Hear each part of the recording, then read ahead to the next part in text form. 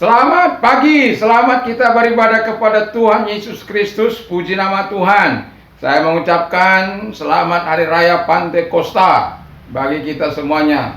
Semoga Roh Kudus tetap bertahan, berkutat di dalam setiap kehidupan kita sebagai orang percaya. Puji nama Tuhan.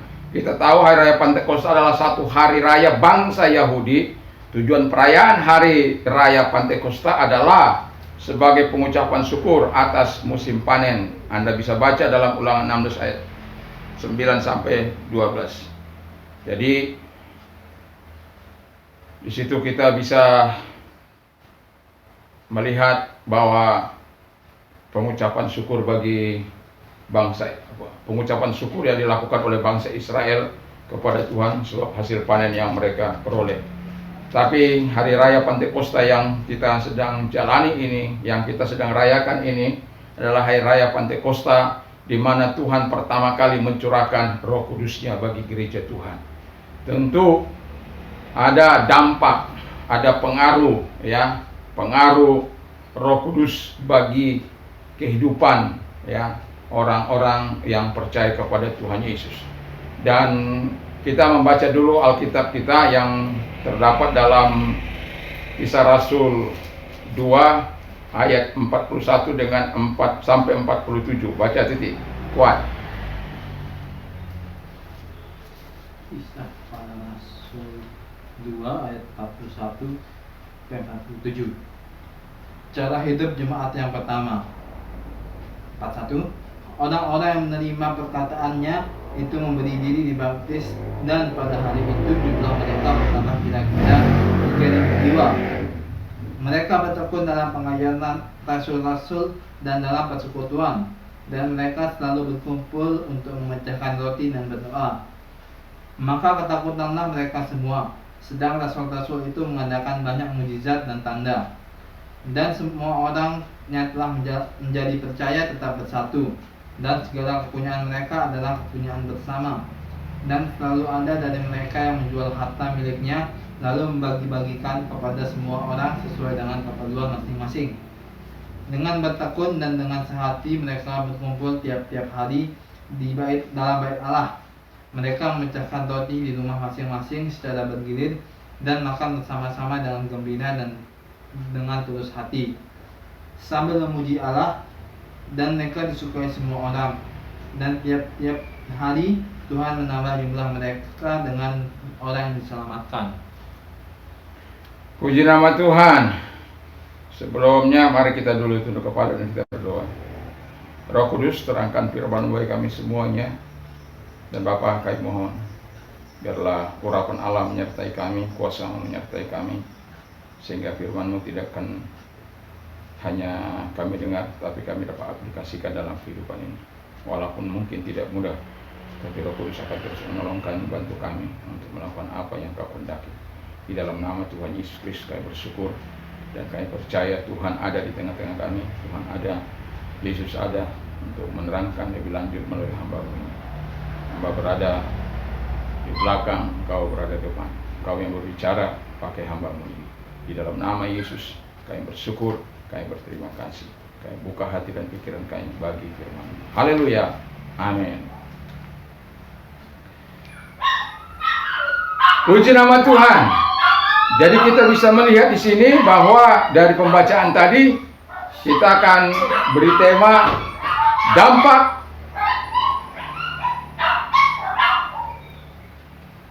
Roh Kudus dalam kehidupan jemaat, Dampak Roh Kudus dalam kehidupan jemaat. Yang pertama, Roh Kudus membuat jemaat Tuhan menjadi giat. Jadi yang pertama itu Roh Kudus membuat jemaat Tuhan menjadi giat.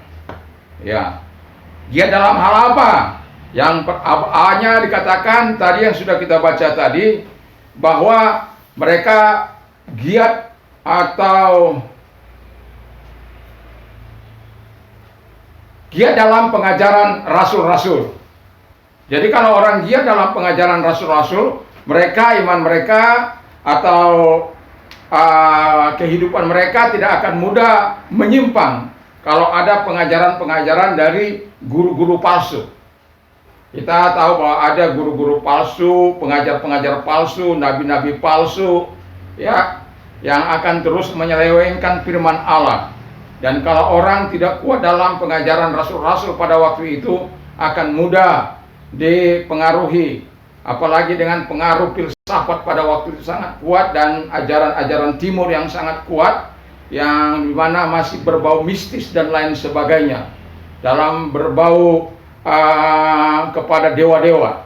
Nah, jadi itu mereka menjadi giat, menjadi bersemangat, ya, di dalam pengajaran rasul-rasul. Lalu giat dalam apa lagi? Kita tadi sudah baca, giat dalam hal ibadah. Jadi kalau ada orang dikatakan penuh Roh Kudus, lalu nggak pernah berdoa, nggak pernah membaca firman Allah, nggak pernah beribadah, itu perlu dipertanyakan. Karena kita tahu ketika Roh Kudus datang atas hidup kita, Dia akan memperbaharui roh dan pikiran kita. Sebagaimana Efesus 4 ayat 21 tersebut, 23, ya. Jadi di situ kita bisa melihat bahwa Allah memperbaharui roh kita, memperbaharui pikiran kita juga. Supaya apa?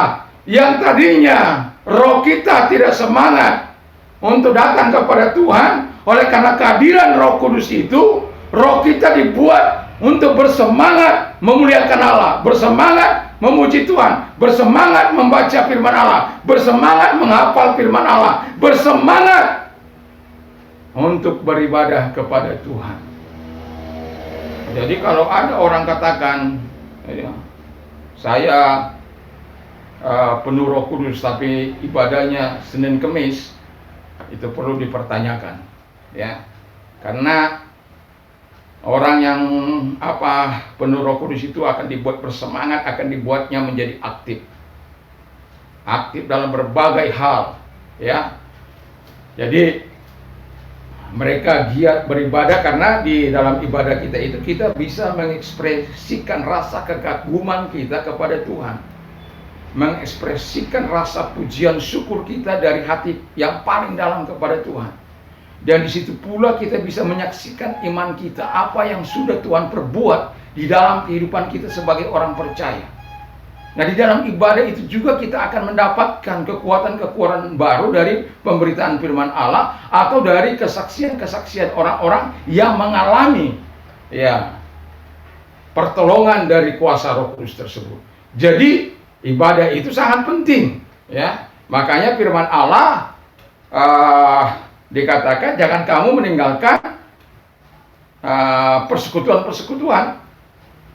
Tetapi kalau kita baca di dalam 2 Timotius 5 ayat yang ke-5, di sana dikatakan having a godliness but denying its power.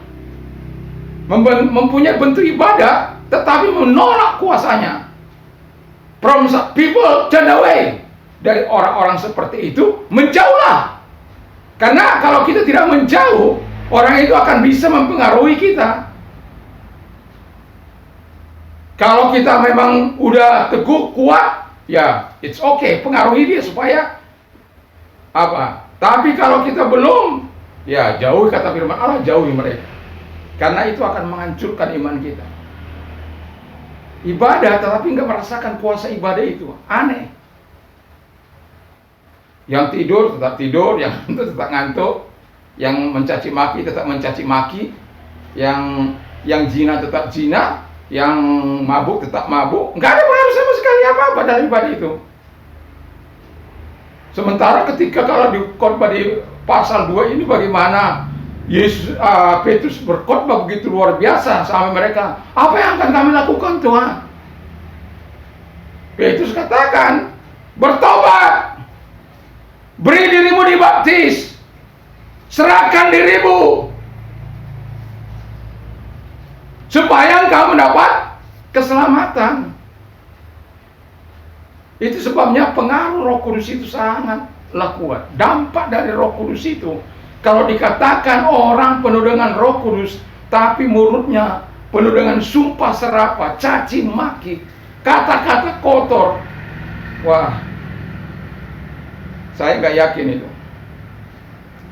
Lalu ke dalam apa lagi? Dikatakan giat dalam berbagi. Wah, inilah ya kelebihan jemaat pada gereja mula-mula. Ya, mereka giat beribadah. Mereka juga giat dalam pengajaran rasul-rasul. Yang ketiga dikatakan oleh yang kita baca tadi dalam Alkitab, giat dalam berbagi. Ya, berbagi apa saja yang bisa kita bagi. Mungkin tempat tinggal kita, rumah kos-kosan yang kita punya, atau tempat rumah yang kita punya yang kita tidak tempati, ya kasihkan saja gratis. Nanti jangan bilang begini, mudah aja Pak Pendeta ngomong.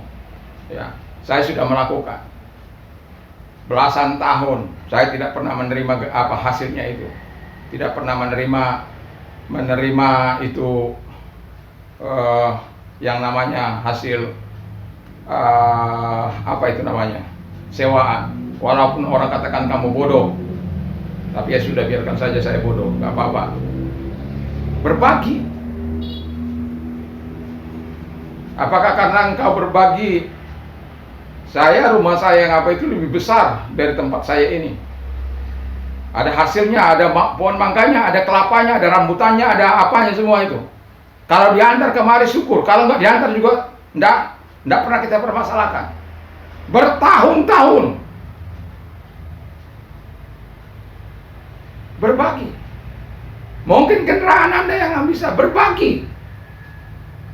Ya saking saya berbagi itu, orang lenyapkan mobil saya, tapi tidak apa-apa. Tuhan itu Tuhan Maha Baik. Ya kadang-kadang kita percaya, ya kita semua ingin mempercayai semua orang, tapi bukan semua orang bisa kita percayai. Kadang-kadang orang yang ini jemaat lagi ini, masih ada hubungan keluarga lagi. Kenapa? Roh Kudus tidak menguasai dirinya, sehingga hanya memanfaatkan orang-orang lain. Tetapi kalau orang dalam Roh Kudus, dipenuhi oleh Roh Kudus, jemaat yang dipenuhi oleh Roh Kudus, nggak mungkin berbuat seperti itu. Malah dia rela berbagi, bukan mencurangi orang lain, bukan mengambil harta orang lain, bukan mengambil apalagi milik pendetanya. Bukan. Tapi berbagi dengan baik. Karena saya mau katakan, orang yang berbagi tidak akan kekurangan pertolongan dari Tuhan. Yakin dan percayalah. Jadi berbagi mungkin dengan pengetahuan Anda, dengan waktu Anda, dengan care Anda, dan lain sebagainya. Mungkin waktu Anda berdoa, Anda mungkin gak bisa mencapai daerah-daerah yang sedang dilanda gempa. Tapi setidak-tidaknya Anda bisa berbagi melalui roh Anda untuk terus berdoa menguatkan mereka. Lalu yang keempat, bagian yang keempat itu dikatakan giat dalam apa lagi? Giat dalam berdoa. Aduh, saya melihat gereja Tuhan, ya. Tiap kali saya menerangkan tentang doa ini, pasti saya akan ingat. Saya pernah berada di satu gereja yang sangat besar, yang waktu itu hampir 40-50 ribu anggota. Tapi kalau namanya diajak berdoa, itu sangat-sangat sulit. Sangat-sangat sulit. Tapi kalau kita lihat lagi sebaliknya kepada orang-orang tua yang dipenuhi oleh Roh Kudus, anak-anak muda, remaja-remaja yang dipenuhi oleh Roh Kudus, begitu bersemangat, begitu berteriak kepada Allah, begitu berseru kepada Allah. Tapi dibandingkan dengan 50 ribu itu, kemana yang lain?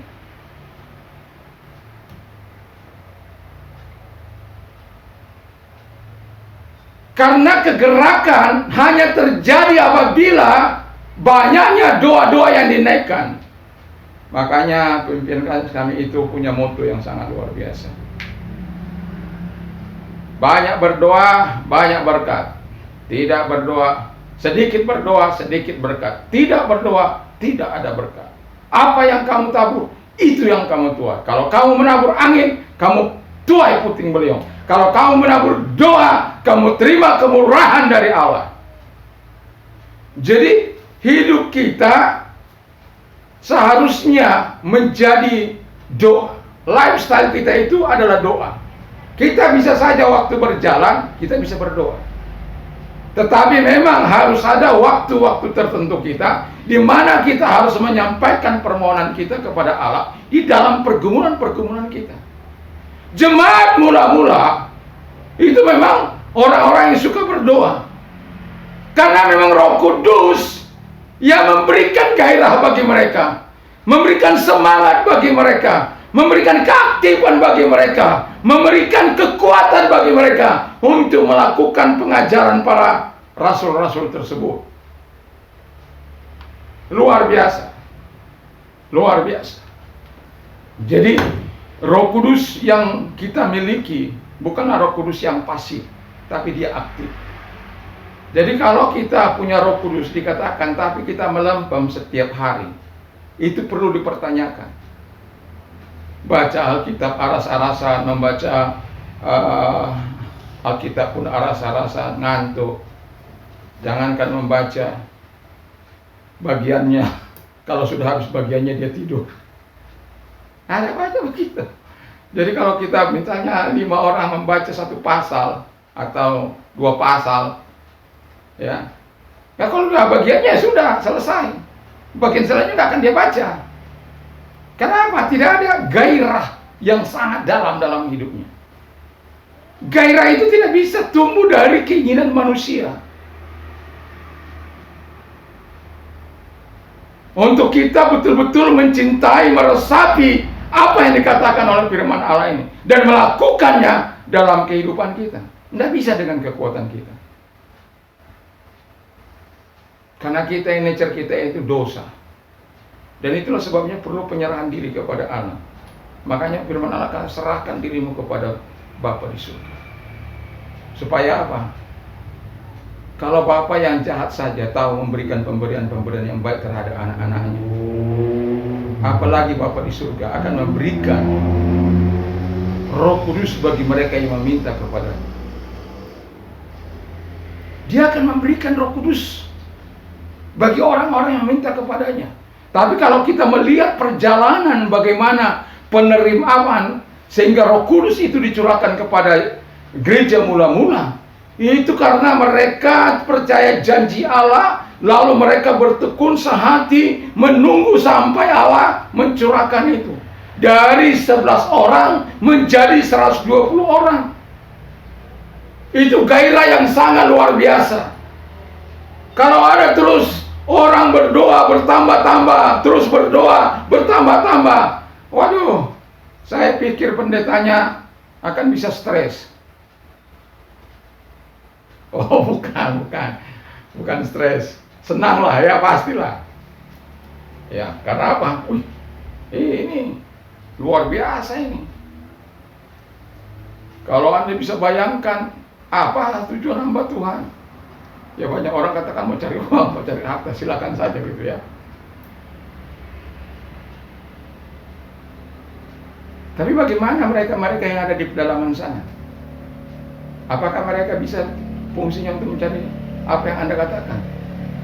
Makanya panggilan, hiduplah sesuai dengan panggilan. Jadi jangan mendakwa banyak orang.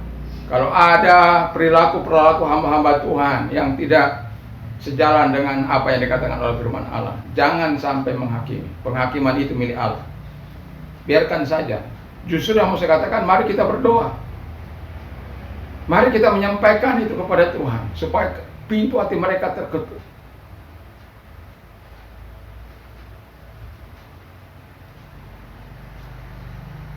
Ya. Kalau kita lihat Yesus dalam pelayanannya sampai mau bayar pajak pun harus diambil dari mudik. Ya, puji Tuhan. Itu sebabnya waktu saya jadi membuat rancangan ADART, ya, karena di ART yang lama itu tidak ada istilahnya bagaimana menyupport hamba-hamba Tuhan yang mulai baru pertama kali terjun. Dan ketika saya berkesempatan untuk memikirkan itu, ya, memikirkan karena saya merasakan bagaimana yang namanya merintis, ya, dari nol, ya, mulai duduk di koran, di atas mulai kontrak, duduk di atas koran, berlaraskan koran. Tidak mudah. Kalau orang langsung ibadah mungkin ada langsung kursi, kita nggak ada. Lalu kemudian pertama kali kita adakan koran, lalu beberapa waktu ada orang mulai tergerak, kursinya dibawa dari rumahnya, ya, diberikan bagi gereja. Ya tapi ya itu, belum lagi memikirkan soal penghidupan, soal apa. Makanya ketika saya tidak ingin itu terjadi bagi rekan-rekan saya, sahabat-sahabat saya yang merintis. Ya minimal 3 tahun ya. 3 tahun ya. Jadi di bawah supply. Ya kalau saya sih berprinsip iman plus ya. Kalau bayangkan kalau hamba Tuhan itu tanpa lagi memikirkan apa yang akan dimakan, apa yang akan diminum, apa yang akan dipakai, semua itu sudah tersedia. Wah, itu kan luar biasa. Tapi sudah kehidupan tidak terjamin, lalu disuruh harus begini, harus begitu. Wah, itu menjadi pertanyaan yang besar itu. Ketika kita berdoa kepada Tuhan, kita sebenarnya sedang mendekatkan diri kepada Tuhan, membuat kita tahu isi hati Tuhan itu apa, kerinduan Tuhan itu apa, kemauan Tuhan itu apa, kehendak Tuhan itu apa. Itu sebabnya kalau kita berdoalah dengan sungguh, sehingga hadirat Allah itu mengikuti kita, kuasa Allah itu mengikuti kita, kuasa Roh Kudus itu mengikuti hidup kita. Bukan sekedar, bukan. Itu bagian yang pertama. Bagian yang kedua dikatakan, karena katakan 3 hal. Roh Kudus membuat jemaat bersatu. Ya. Ada malam-malam lah ya. Kadang-kadang kalau udah gereja besar itu sulit ya, untuk bersatu. Yang kaya kelompok yang kaya, yang miskin kelompok yang miskin. Tidak ada pembagian yang begitu luar biasa.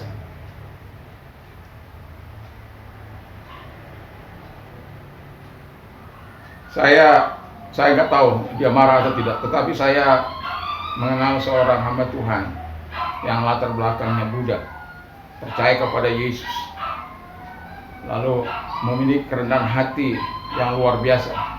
Kami pernah sama-sama melayani di tempat-tempat yang kumuh, tempat-tempat orang yang tidak mampu. Pemilik ya PT Maspion,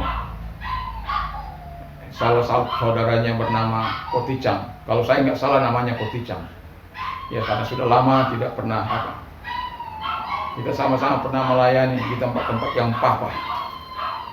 Tapi dengan antusias, dengan semangat yang begitu luar biasa. Ya. Dia sangat menyatukan hati dengan hamba Tuhan, melayani hamba Tuhan, melayani jemaat Tuhan. Jadi kalau Roh Kudus itu akan membuat jemaat punya keinginan untuk bersatu dan betul-betul bersatu, sehati sepikir. Nggak gampang memiliki jemaat seperti ini. Tapi mau saya katakan, ketika orang penuh dengan Roh Kudus, Roh Kuduslah yang akan menolong dia, Roh Kuduslah yang akan memimpin dia.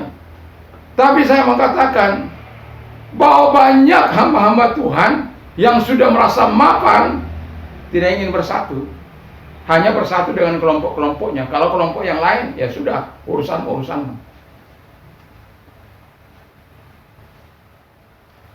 Maka saya punya lagu bersatu, kita teguh, berpisah, kita runtuh, dan sebagainya. Bersatulah, bersatulah, bersatulah, membangun kerajaannya. Bersatulah, bersatulah, bersatulah untuk kemuliaannya. Bersatulah, bersatulah, bersatulah karena kasihnya. Bersatulah, bersatulah karena Tuhan Yesus. Jadi memang bukan keinginan kita mungkin untuk bersatu, tapi Tuhan sudah berkata untuk kita bersatu. Doa Yesus yang paling kuat dalam Yohanes 17 itu supaya kita bersatu. Bersatu. Nah, ketika Yesus yang berdoa, maka gerejanya lah yang menjawab. Ketika gerejanya berdoa, Tuhanlah yang menjawab. Jadi kalau ada hamba-hamba Tuhan sulit untuk bersatu, ya lihat saja. Saya tidak berani untuk mendakwa orang, tidak. Tapi Roh Kudus itu akan membawa hati seseorang untuk suka berdoa bersama-sama, apalagi yang namanya hamba-hamba Tuhan. Jangan eksklusif. Jangan merasa paling. Seharusnya semakin dipakai oleh Tuhan, semakin menjadi saluran bagi, semakin merendahkan hati, semakin bisa menjadi pengayom bagi yang lain. Tapi ada orang hanya karena sedengkal perut, jemaatnya diambil orang, stres, susah, mulai berbantah-bantah, jemaat saya bukan jemaat Tuhan, jemaat saya. Makanya walaupun itu pukulan yang terberat sekali pindah 30 dari waktu masa kerusuhan, itu memang pukulan berat. Tetapi saya nggak sampai stres karena saya tahu itu milik Tuhan. Buat apa distresi? Itu milik Tuhan.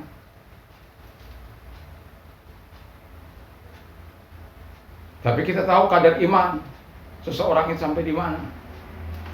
Makanya kalau ada ancaman-ancaman dalam kehidupan kita ketika kita melayani, lalu kita mundur,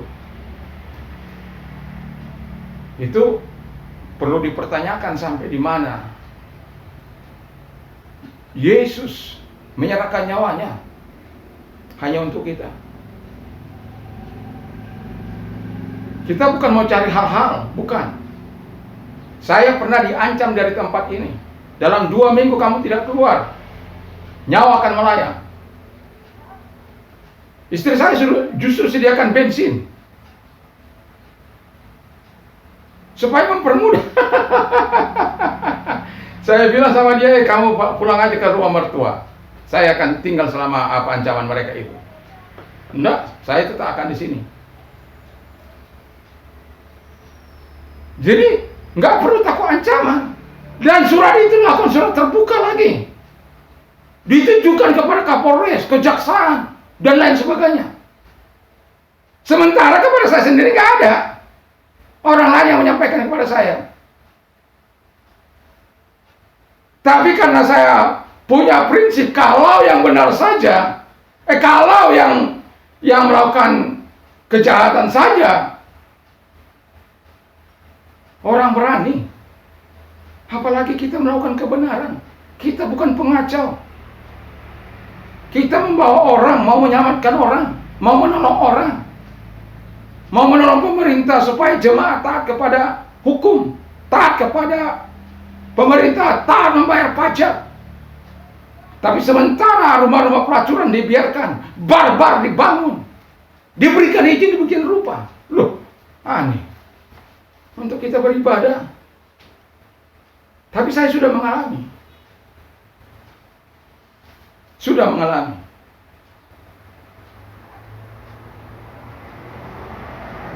Pentingnya jemaat bersatu. Ya, tidak semua bisa bersatu dalam sehati sepikir itu. Disitulah akan dimurnikan ketika ada ancaman itu. Sampai sejauh mana kita memiliki sahabat. jemaat yang betul-betul menyatukan hati dalam pikiran, dalam doa kepada Tuhan. Jadi bersatu dalam apa lagi? Bersatu katanya dalam, dari sesuai yang kita baca itu, berbagi. Ya tadi sudah saya terangkan, berbagi dalam banyak hal. Bersatu, saling peduli satu dengan yang lain. Care. Oh di sana ada peduli. Makanya kita lihat bagaimana pengaruhnya itu. Tiap-tiap hari katanya Tuhan tambahkan jemaat itu. Tiap-tiap hari. Kita kadang-kala melihat situasi kondisi di daerah kita ini masih menjadi takut. Nah, kita bersyukur ada YouTube ini. Dia tidak bisa menghalangi, karena dia bisa sampai ke kamar-kamar. Dia sampai di mobil di mana yang ada internet, yang terhubung dengan internet. Dia bisa di kamar tersendirinya pun bisa mendengarkan. Itu sebabnya para YouTuber lakukan yang terbaik bagi Yesus. Karena sebelum Injil itu sampai kepada seluruh makhluk, maka dia tidak akan datang. Dan kita bersyukur di era teknologi maju ini, kita mungkin tidak bisa sampai ke hutan-hutan sana, tapi yakin saya pasti ada orang-orang yang terpanggil untuk itu. Jadi care terhadap situasi dan kondisi orang lain. Lalu bersatu untuk apa lagi? Bersatu dalam kepemilikan. Nah ini yang agak sulit mungkin ya. Gereja mula-mula itu kelebihannya di situ. Ya, karena kadang-kala orang hanya mau memanfaatkan orang lain. Ya, hanya mau memanfaatkan orang lain. Tidak betul-betul karena apa? Dari hati yang paling dalam. Hubungan yang hati yang dalam. Jadi kalau orang yang hanya memanfaatkan, dia hanya mengatakan begini, apa yang dilakukan Pak Pendeta terhadap saya? Apa yang dilakukan? Dari mulai tidak percaya sampai percaya. Kalau kita balik pertanyaan, apa yang sudah Anda lakukan bagi gereja? Kamu sudah menerima ini dari gereja, sudah menerima ini dari apa? Bisa 1000 hal yang bisa ceritakan. Tapi apa yang sudah Anda lakukan bagi gereja? Kamu hanya bisa memanfaatkan gereja dan orang-orang percaya.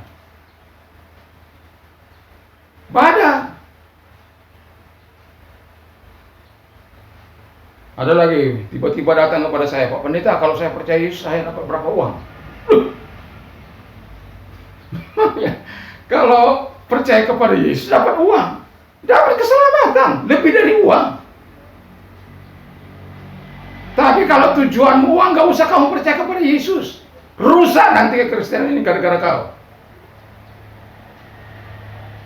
Ada lagi, Pak Pendeta, saya mau percaya pada Yesus, tapi jangan umumkan. Tidak bisa. Saya bukan orang yang sembunyi-sembunyi. Kamu siap memproklamasikan imanmu, saya siap melakukannya. Tapi kalau kamu tidak siap memproklamasikan imanmu, tidak usah. Lebih baik kau dulu, datang-datang saja dulu. Tapi jangan minta ini, minta itu. Kalau kau tidak siap diproklamirkan, jangan. Ya. Karena Yesus katakan, barang siapa mengaku aku di hadapan manusia, aku juga akan mengakui dia di hadapan Bapa di surga.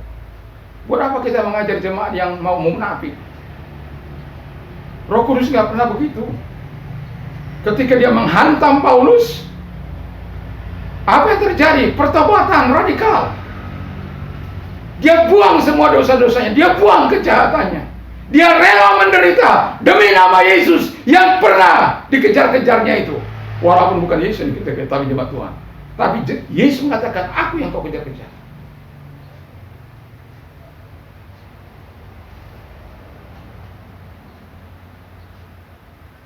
Jadi kita ini kan milik Tuhan.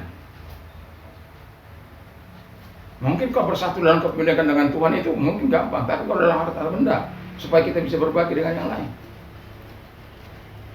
Itu mungkin sangat-sangat sulit. Sangat-sangat sulit. Apalagi di zaman sekarang ini. Egoisme, ego yang sangat kuat, expert out. Sudah diberkati saja Tuhan, berkati saya, diberkati Tuhan. Tapi bukan dipakai untuk menyenangkan hati Tuhan, justru menyakiti hati Tuhan. Dipakai poya-poya, dipakai ke bar-bar, minum, joget-joget sama apa itu, cewek-cewek cantik, dugem, dunia gemerlap. Wah, macam-macam. Pergi pelesiran-pelesiran. Saya sih nggak anti dengan pelesiran-pelesiran, nggak anti. Tapi sejauh mana Anda berbuat bagi gereja Tuhan? Hanya untuk melampiaskan kepuasan Anda, yang dimana Anda bisa melakukan, Anda bisa bekerja Anda. Kalau Tuhan katakan napas kita berhenti, maka dia akan berhenti. Sadar. Makanya kita katakan sangat sukar bagi orang kaya untuk masuk kerajaan surga. Karena apa? Orang kaya lebih mengandalkan hartanya daripada Tuhan, daripada imannya. Padahal imannya nggak bisa menyelamatkan dia. Tapi kalau kita kaya bersama Yesus, kaya iman juga, wah, saya yakin dan percaya akan terjadi sebuah kegerakan yang sangat luar biasa bagi pekerjaan Tuhan. Sudah diberkati, mencintai Tuhan, mencintai pekerjaan Tuhan, semangat. Wah, luar biasa itu.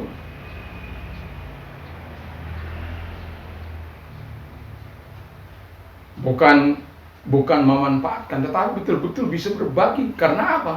Sudah dia terima dari Tuhan yang terbaik.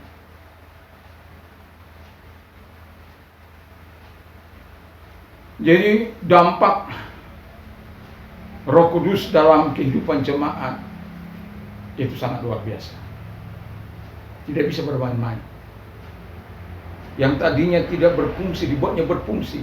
Yang tadinya tidak aktif, dibuatnya aktif. Yang tadinya tidak mau berdoa, dibuatnya mau berdoa. Yang tadinya tidak mau care, dibuat peduli. Yang tadinya tidak mengasihi, dibuatnya berbelas kasihan.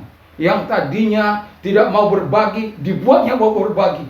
Yang tadinya membenci, dibuatnya mencintai, mengasihi. Ada pertukaran yang sangat luar biasa. Yang tadinya mulutnya suka mencaci maki, dipakai untuk memberkati.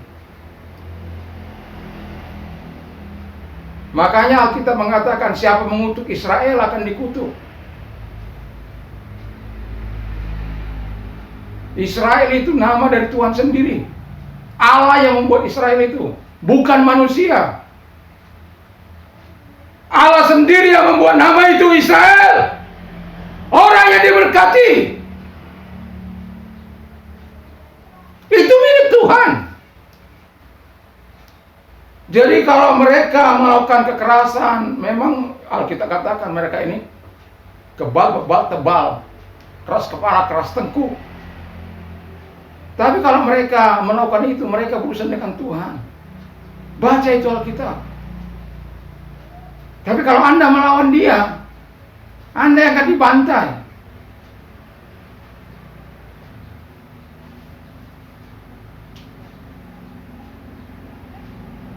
Jadi Israel itu milik Tuhan, biji mata Tuhan.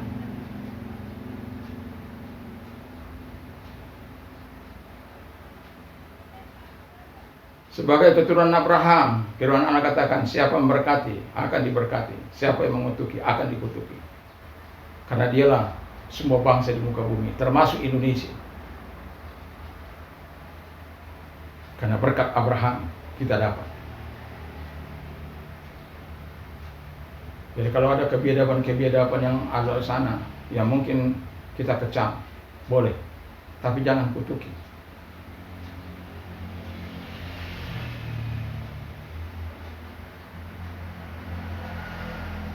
Dengan situasi kondisi sekarang ini, kita terjadi pengotak-kotakan antara pro Israel dan pro Palestina. Tidak perlu kita pro-proan. Urus saja bangsa kita ini.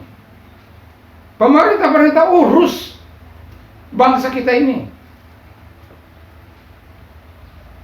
Masih banyak hal yang bisa kita pedulikan. Saya tidak anti dengan apa yang diperbuat, tidak. Tapi saya mau katakan,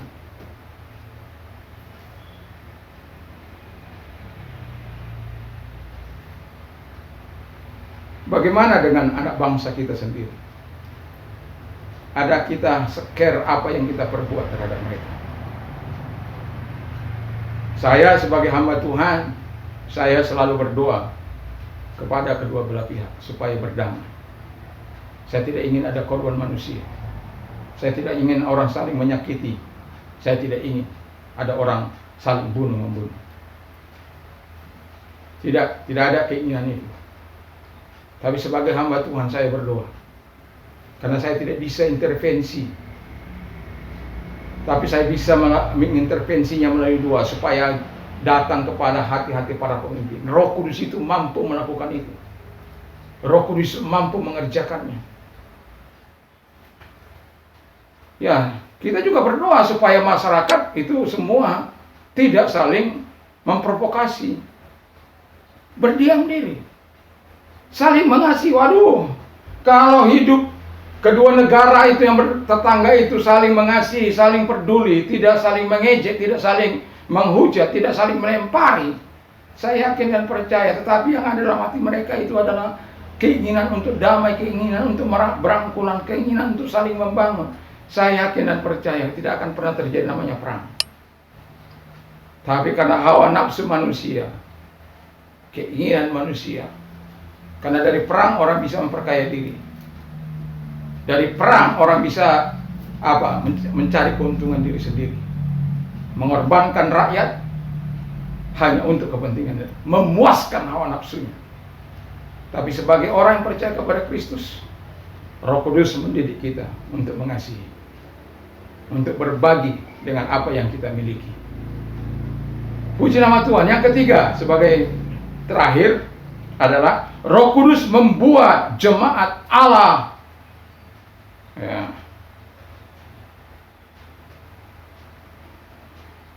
Roh Kudus membuat jemaat Allah bergembira. Ya. Jadi kalau Anda mau bergembira, itu kalau gembira karena dapat harta, dapat berkat, dapat apa itu hanya sementara, ketika saya bicara habis-habisan, hanya baju keluar di badan. Anak saya bilang begini, ayo Pak pindah ke surga. Bilang aja Pak, sana pindah ke surga. Ya, saya bilang, anak saya langsung berdoa kepada Tuhan. Bapak di surga, kamu mau pindah ke surga. Dasar juga bapaknya gendeng. Terus saya tanya anak saya, bagaimana? Apa kata Tuhan Yesus? Enggak dijawab Pak. Ya berarti Tuhan belum mau kita ke surga. Sudah. Itu anak saya yang paling besar, minta pindah ke surga. Dan ketika istri saya menangis, saya bisa tidur dengannya. Saya katakan, harta yang termahal itu adalah Yesus.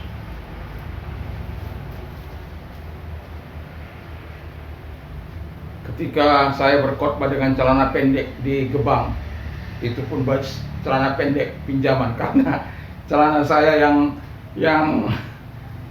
saya pakai pada waktu itu saya cuci lalu diambil orang lagi.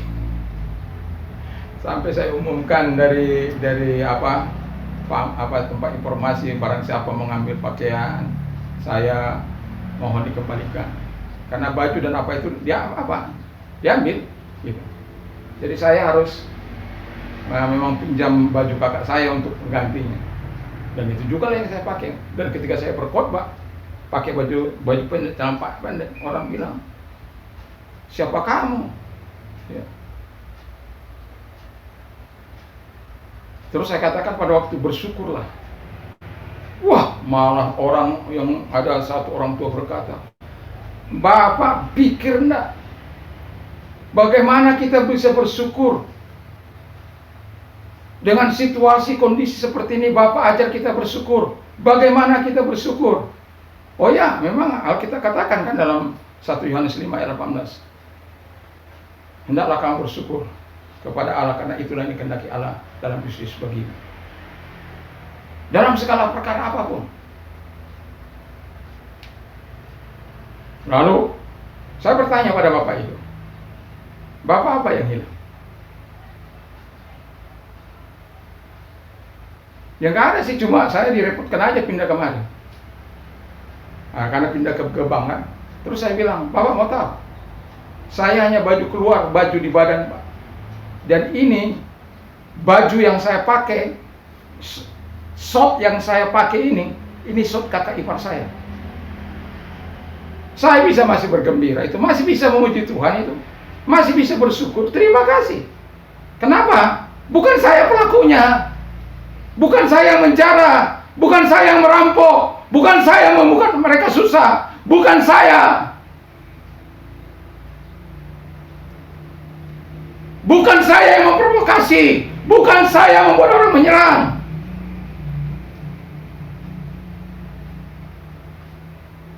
Tapi saya bersyukur, bergembira, masih bisa memuji Tuhan. Karena saya bilang, harta satu-satunya Pak yang tidak bisa diambil dari saya adalah Yesus Kristus. Yesus Kristus. Memang saya menangis. Karena apa? Saya bayangkan baju tidak ada, nangis. Shot pinjaman, baju pinjaman. Ngeri. Yang biasa kita pakai dengan hal-hal yang sangat baik, blast, amblas seketika.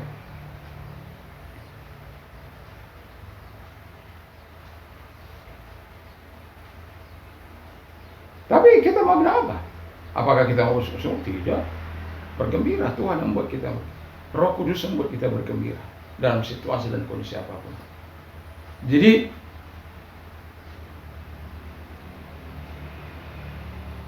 Roh Kudus itu ketika dia juga membuat kita apa?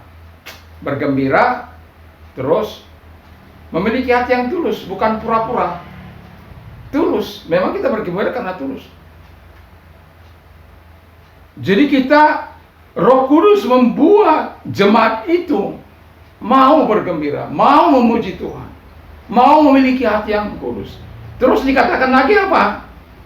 Hati yang tulus, disukai semua orang. Jadi kalau ada bergembira, memuji Tuhan, lalu memuji Tuhan, lalu hatinya tulus, ya apalagi kalau kita kepada masyarakat, kepada apa, tidak ada maksud-maksud tertentu, tidak ada maksud-maksud mencari keuntungan demi orang lain. Kalau orang lain berpikir, kalau saya bersahabat, membangun persahabatan, saya harus dapat sesuatu. Tapi kita bukan begitu. Dan Alkitab katakan mereka disukai semua orang. Jadi bukan kita yang membuat kita disukai semua orang, tapi karena Tuhan yang mengerjakan sesuatu dalam hidup kita, sehingga orang bisa melihat, oh begini loh yang percaya, begini loh orang yang mempercayai Tuhan itu. Puji nama Tuhan. Jadi, dan akibatnya dari semua apa yang dikerjakan Roh Kudus bagi jemaat Tuhan, dampak yang sangat serius ialah tiap-tiap hari Tuhan menambahkan jemaat yang diselamatkan oleh Tuhan. Saya yakin dan percaya pergumulan kita adalah untuk membawa orang sebanyak-banyaknya bagi Kristus. Tuhan mengajar baptislah semua orang di dalam nama Bapa, Anak, dan Roh, bahkan bangsa-bangsa. Itu sebabnya kita sudah perlu memikirkan lebih serius tentang peranan Roh Kudus ini, dampak pengaruh Roh Kudus ini dalam gereja Tuhan, sehingga kita secara sehati pikir dengan kuat memohon supaya Roh Kudus itu betul-betul dinikmati oleh semua bangsa, dinikmati oleh semua suku, kaum, dan bangsa, dari Sabang sampai Merauke, dari Miangas sampai Pulau Rote. Karena ketika semua mendapatkan dampak yang positif itu, dampak yang sangat luar biasa itu, nggak ada pertikaian, nggak ada itu orang potong-potong kepala, itu nggak ada itu. Nggak ada itu orang caci maki, itu nggak ada itu. Nggak ada itu orang karena perbedaan pendapat itu saling menghujat, nggak ada itu. Nggak ada itu pemberontakan. Karena apa? Roh Kudus membuat semuanya menjadi indah. Yesus membuatnya menjadi indah. Itulah sebabnya kita perlu berdoa. Ketika murid dijanjikan oleh Tuhan bahwa aku akan memberikan Roh Kudusku bagi kamu, tapi kamu jangan pergi dari Yerusalem. Mereka bukan, kita lihat ya sebagai ayat terakhir.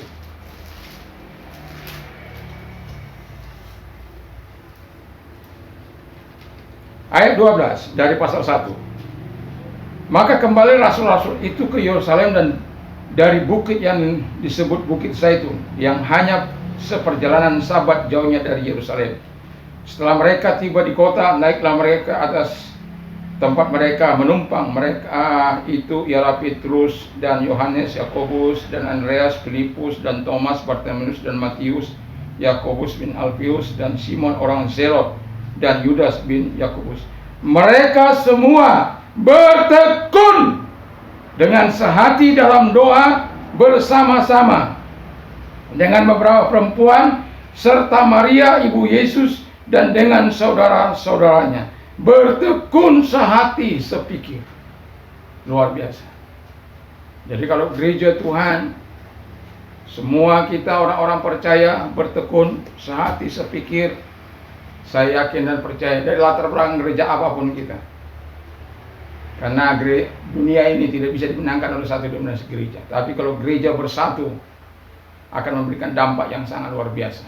Bertekun supaya Roh Kudus itu dicurahkan, bukan abal-abal, betul-betul dinikmati, betul-betul dirasakan oleh gereja Tuhan, betul-betul membawa pengaruh bagi setiap pribadi, bahkan jemaat Tuhan. Sehingga apa yang dikatakan oleh Alkitab, akibatnya Tuhan menambahkan, bukan Simon, bukan GPPS, bukan GPI, bukan GP, bukan HKI, bukan HKBP, bukan, atau bukan gereja-gereja yang membawa, tapi firman Allah katakan Tuhan sendiri yang akan menambahkan. Kalau Tuhan menambahkan ke jemaat sini, ke jemaat sana, ada lagi orang berkata, dombaku disuruh. Nggak ada, ya. Ada lagi, nggak ada. Karena setiap hari Tuhan menambahkan. Mari kita pikirkan, bertekun sehati sepikir membangun kerajaan Yesus Kristus di bumi ini. Mari kita satukan hati kita, sehingga betul-betul dampak pengaruh dari Roh Kudus itu bagi kita sendiri, hamba Tuhan, bagi jemaat Tuhan, menjadikan sesuatu yang sangat luar biasa. Dan kalau itu terjadi, tidak terlalu sulit provinsi yang kita diami ini untuk dibawa kepada Kristus. Mari kita jawab doa Yesus. Mari kita bertekun sehati, sepikir, terus sampai Tuhan mencurahkan. Bila perlu berdoa dan berpuasa. Tuhan Yesus memberkati kita semuanya. Mari kita tunduk kepala dan kita berdoa. Berkati firman-Mu, berkati kami semuanya. Biarkan firman-Mu tertanam kuat dalam hidup kami. Kami tahu ada pengaruh yang kuat dari Roh Kudus itu bagi setiap gereja Tuhan. Ada pengaruh yang sangat luar biasa yang membawakan perubahan. Kalau kami melihat bagaimana Petrus sebelum dia dipenuhi oleh Roh Kudus, maka atau murid-muridnya, mereka semuanya menyangkali Yesus, termasuk Petrus sampai 3 kali. Tapi ketika mereka dipenuhi Roh Kudus, mereka rela kehilangan nyawanya demi nama Yesus itu. Jemaat juga demikian, mengalami terobosan dari Roh Kudus. Roh dan pikiran mereka diperbaharui oleh Roh Kudus. Dan kami juga Tuhan ingin Roh Kudus berkarya membenahi masyarakat kami, bangsa kami, negara kami, di mana kami ada, di mana kami tinggal, bahkan bangsa-bangsa, sehingga gereja Tuhan di Indonesia menjadi shalom berkat ke seluruh dunia. Nama-Mu dimuliakan, diagungkan. Terima kasih Bapa di surga.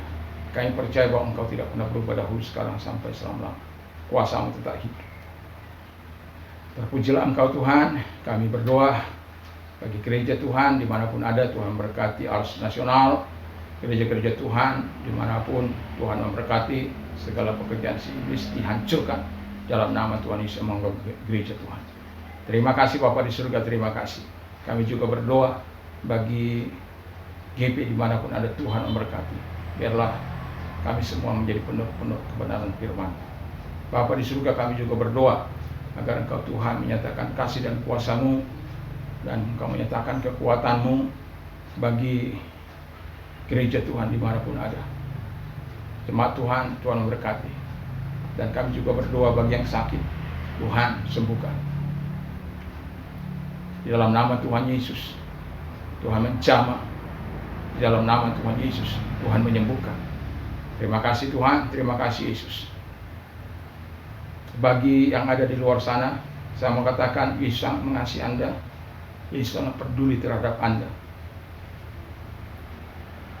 Apapun sakit penyakitmu, saya mau katakan dalam nama Tuhan Yesus bahwa Yesus mampu menyembuhkan engkau, Yesus mampu menolong engkau, Yesus mampu memberkati engkau dan memberikan kekuatan baru dalam hidupmu. Yang sakit disembuhkan, yang lepra disembuhkan dalam nama Yesus, yang buta melihat, yang tuli mendengar, yang bisu berkata-kata, lumpuh berjalan, dan segala sakit penyakit dan kelemahan tubuh sudah ditangani. Stroke kembali normal dalam nama Yesus, jantung normal dalam nama Yesus, dan diabetes normal kembali dalam nama Yesus. Terima kasih Tuhan, kami bersyukur dalam nama Yesus. Terpujilah Engkau. Kami menyerahkan roh, jiwa, dan tubuh kami ke dalam tangan Tuhan. Kami tetap percaya pada pemeliharaan-Mu. Tuhan tetap kuatkan imun tubuh kami dalam menghadapi virus-virus yang ada, yang kami tidak tahu, tapi Tuhan tahu. Kami tetap yakin dan percaya kepada firman-Mu Tuhan. Engkau yang memelihara kami, Engkau yang menjaga kami. Terpujilah Engkau, kami bersyukur dalam nama Tuhan Yesus Kristus. Haleluya. Sekarang pulanglah dengan membawa damai sejahtera daripada Tuhan Yesus Kristus, kecintaan Allah Bapa dalam surga, persekutuan kuat kuasa Roh Kudus menyertai mulai saat ini sampai Maranatha, dalam nama Yesus. Haleluya. Selamat Hari Raya Pentakosta. Tuhan memberkati kita semuanya. Haleluya. Damai sejahtera Allah yang melampaui segala akal akan memelihara hati dan pikiran kita semuanya. Dan berbahagialah orang yang mendengarkan firman Allah dan yang melakukannya dalam hidupnya. Iman timbul dari pendengaran firman Kristus. Apa saja yang orang lain ingin lakukan kepadamu, lakukan jugalah demikian. Karena kalau engkau mau dikasih, kalau engkau mau dicubit orang lain, maka engkau akan dicubit. Mungkin orang itu enggak membalas, tapi engkau akan ada yang akan mencubit engkau. Itu sebabnya kita sebagai, saya mau katakan, Tuhan memberkati kita. Allah akan mencukupi segala kebutuhan menurut kekayaan dan kemuliaan dalam Kristus Yesus. I can do all things through Him who gives me strength. Segala perkara dapat kutanggung dalam Dia yang memberikan kekuatan bagi kita. Shalom, Tuhan memberkati. Haleluya, amin.